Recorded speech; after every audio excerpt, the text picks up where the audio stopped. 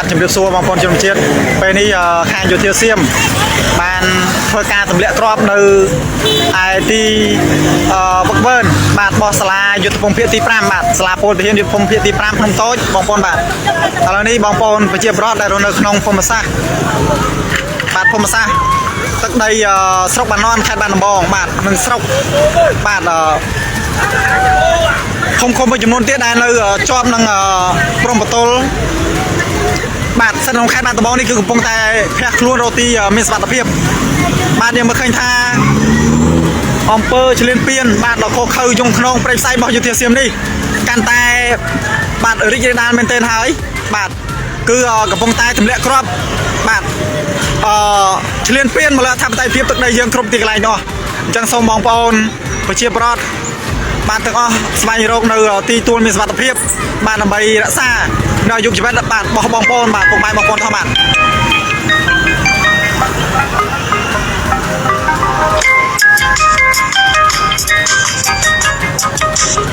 បាទខ្ញុំពិតជាឈឺចាប់ណាស់បងប្អូនបាទហើយខ្ញុំនឹងមិនអោបដៃឈុំមើលទេនៅការឈ្លានពាននេះហើយខ្ញុំហ៊ាននិយាយចំពោះមុខបងប្អូនថាបើសិនជាថៃនៅតែបន្តឈ្លានពាននៅរូបភាពបែបនេះទៀតខ្ញុំនឹងស្ម័គ្រចិត្តបាទចូលរួមបាទយកជីវិតនេះដើម្បីចូលរួមជួយការពារទឹកដីរបស់យើងតគ្នាបងប្អូនបាទ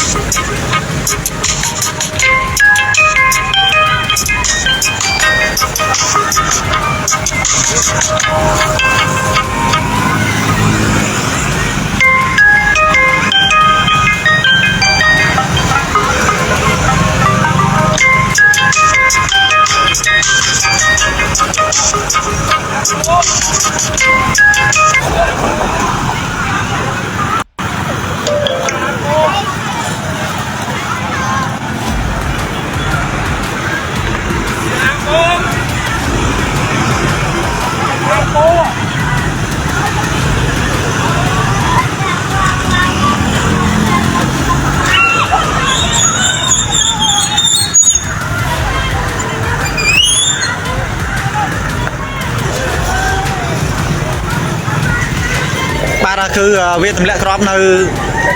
ឯមន្ទីរយុទ្ធភូមិភាគទី5ទេបាទគឺ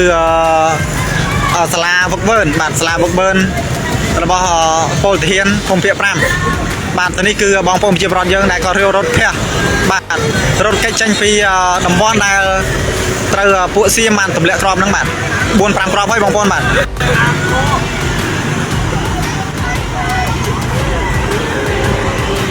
កាត់អីភ័យបាទបងនេះនៅភ្នំសពៅខ្ញុំនៅភ្នំសពៅបងបាទ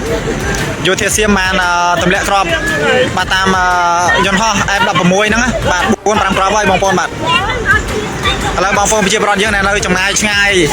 បាទឆ្ងាយច្រើនគីឡូដែរពីភ្នំតូចបាទតែគាត់ត្រូវរត់គេចចេញពីសាលារៀនបាទសិស្សសាលារត់ចេញពីសាលារៀនអាជីវករបាទ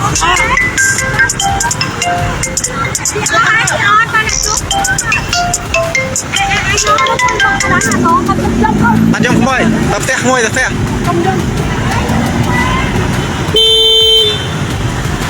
បាទនេះគឺខ្ញុំនៅក្បែរភ្នំសំពៅទេបាទមិនបាននៅចិត្តកន្លែងទម្លាក់គ្រាប់ទេតែបងប្អូនប្រជាពលរដ្ឋនៅចម្ងាយឆ្ងាយច្រើនគីឡូណាបាទដល់ពីភ្នំតូចមកតែពួកគាត់បាទគឺពួកគាត់កំពុងតែច្បោកច្បល់បាទរត់រកទីសុខសុវត្ថិភាពបាទសិស្សសាលាក៏មិនបានរៀនបាទអាជីវករបាទអាជីវករលក់ដូរផ្សេងបានត្រីឆ្កាផ្សេងគឺត្រូវបានអាចនៅកន្លែងដែលគ្មានសុវត្ថិភាពទេបាទគឺកំពុងតែរកគ្រួសារបាទរកបងប្អូនដើម្បីរកកន្លែងទីទួលមានសុវត្ថិភាពបាទ